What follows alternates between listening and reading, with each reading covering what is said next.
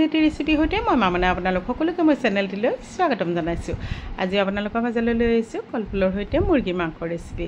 এই ৰেচিপিটো কেনেকৈ বনালোঁ কি কৰিলোঁ আপোনালোকক দেখুৱাই গৈ থাকিম। সেয়া আপোনালোকৰ বহুমূলীয়া সময়লৈ ভিডিঅ'টো সম্পূৰ্ণকৈ চাব বুলি আশা কৰিলোঁ। এয়া মই থালখনত লৈছোঁ আলু, পিঁয়াজ, আদা, নহৰু, কেঁচা জলকীয়া কেইটামান, কলফুল এটা আৰু অলপ ব্ৰইলাৰ মাংস।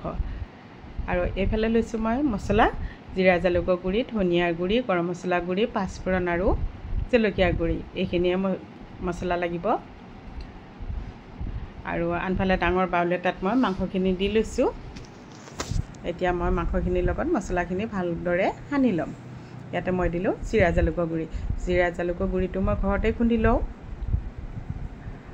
আৰু ইয়াতে দিছোঁ ধনিয়া গুড়ি, এইটো ঘৰতে খুন্দি লোৱা হৈছিল।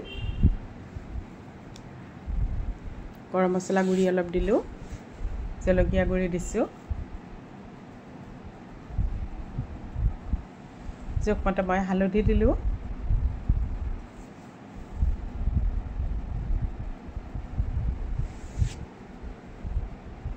জোখমতে নিমখ দি দিছোঁ। নিমখটো মই সানোতেই দি দিওঁ, পিছত আৰু ব্যৱহাৰ নকৰোঁ। আৰু ইয়াতে দিছোঁ কেঁচা মিঠাতেল অলপ। আৰু মিক্সিৰ জাৰটোত মই এটা পিঁয়াজ, আদা, নহৰু আৰু কেঁচা জলকীয়া কেইটা ভালদৰে পেষ্ট কৰি লৈছোঁ, সেই পেষ্টখিনিও দি দিছোঁ। এতিয়া ভালদৰে এইখিনি মই হাতেৰে মিহলাই ল'ম। প্ৰায় 2-3 মিনিটমান সময় মই হাতেৰে ভালদৰে মিহলাই থাকিম। তেতিয়াহ'লে মাংসৰ লগত মছলাখিনি ধুনীয়াকৈ মিহলি হৈ যাব। এইখিনি মই ঢাকনি লগাই আধা ঘণ্টামান সময়ৰ কাৰণে ৰাখি থৈ দিম।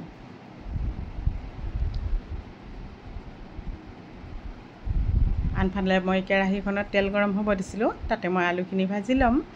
আলুটো আপোনালোকে নিজৰ ইচ্ছামতে দিলেও দিব পাৰে, নিদিলেও কোনো কথা নাই। আলুখিনি অলপ ভাজি লৈছোঁ, ভাজি ল'লে কেঁচা গোন্ধটো নাইকিয়া হয়। আৰু এই ৰখি যোৱা তেলখিনিতে মই পাঁচফোৰণখিনি দি দিলোঁ। পাঁচফোৰণখিনি ৰঙচুৱা হওঁতে মই কাটি লোৱা পিঁয়াজখিনি দিছোঁ। পিঁয়াজখিনিও মই ৰঙচুৱাকৈ ধুনীয়াকৈ ভাজি ল'ম, কাৰণ পিঁয়াজখিনি যেতিয়া ৰঙচুৱাকৈ ভজা হয় মাংসৰ কালাৰটোও ধুনীয়া হয়।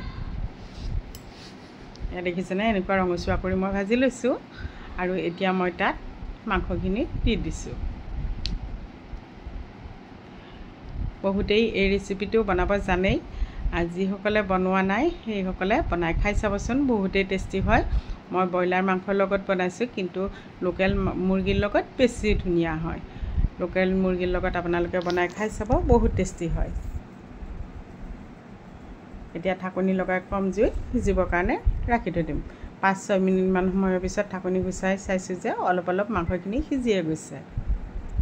এতিয়া মই তাত ভাজি লোৱা আলুখিনি দি দিম।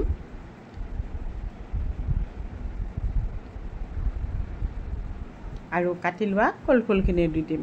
তেতিয়াহ'লে কলফুল, আলু, মাংস একেলগে ধুনীয়াকৈ সিজি যাব। আপোনালোকে বাৰু এই ৰেচিপিটো কেনেকৈ বনায় কমেণ্ট কৰি জনাবচোন। আপোনালোকৰ পৰাও মই কিছু শিকিব পাৰিম। চবৰে ৰন্ধাৰ পদ্ধতিবোৰ বেলেগ বেলেগ হয়। সেয়া আপোনালোকে বাৰু কেনেকৈ বনায় সেইটো কমেণ্টত জনাই দিব।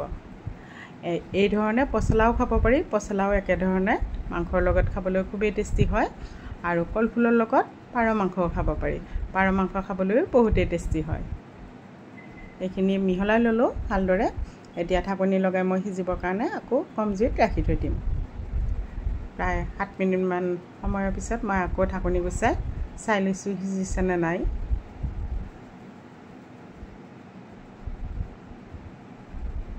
আকৌ মই ভালদৰে লৰাই দিছোঁ, লৰাই ঢাকনি লগাই সিজিবৰ কাৰণে ৰাখি থৈ দিছিলোঁ। এয়া মোৰ ধুনীয়াকৈ মাংসখিনি সিজি গৈছে। জুইটো বঢ়াই ভালদৰে এইখিনি লৰাই লৈছোঁ।